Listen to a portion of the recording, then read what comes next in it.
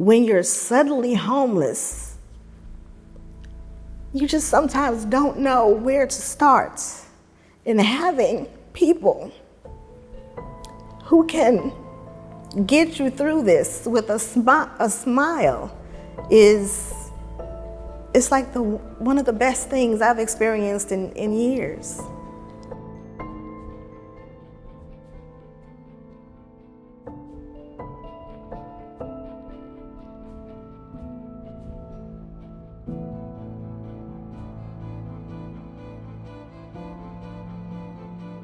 I had the option to work from home either on that Thursday or the Friday. I opted to work from home on the Friday.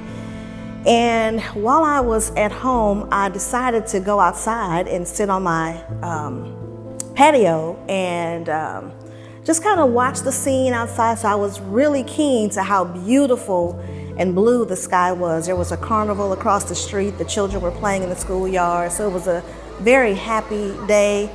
And when my lunch hour was over, I said, let me just go on in and, log back in and get to work. So I went in the house, and my mom, who also lived in the building, said, there's going to be a big storm today. And I was like, no way, like it's such a beautiful day. So I went upstairs to kind of watch television with her, take a look at the news. And while we were looking at the news, I said, wow, this looks like it's, gonna be bad.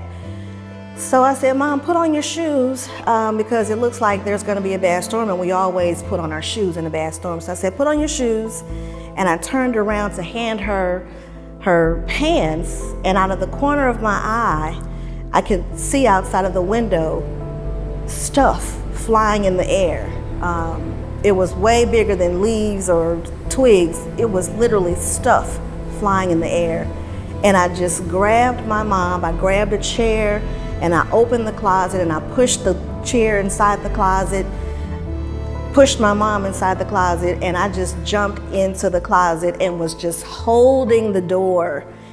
There was a realization that we were in a tornado, and it was unbelievable. Like the force and the shaking and the rumbling and the noise and the just sheer terror. And I kept thinking to myself, this is possibly the end. Like, I could possibly die.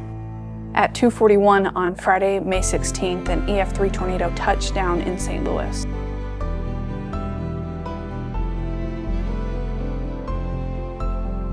I first learned about the support that was available to me when neighbors, friends started to call and text and to say, hey, dial this number. And then I connected with some of the United Way agencies who I cannot say enough about the work that they did to help put us into hotel rooms. We were in hotels for 3 months, 2 of which were paid for out of one of the United Way agencies. My name is Marty Lyons, and I'm the president and CEO of Ameren. From Ameren's perspective, and frankly my personal perspective, we learned a lot about what happens to a community just last year on May 16th. And we saw firsthand the devastation to our community. What the United Way is great at is taking all of those resources from around the community, from all businesses, the financial resources, the human resources, and then helping to prioritize those, to allocate those to the community in the way that the community can most benefit from them. Again, I think the United Way does that in a lot of different ways, making sure that all of those relationships are leveraged to make sure that things are done in a coordinated, systematic way, in the most efficient way possible to help our neighbors in need. Help is here. You don't have to go that far to find the help. You just dial 211 and help is going to be on the way. Veronica's story is one that should touch every one of us and feel good about supporting the United Way. Be open with your circumstances. Tell them your story, and they will look to provide you with the assistance you, perhaps your family needs to get through a crisis. They saved us. They saved us.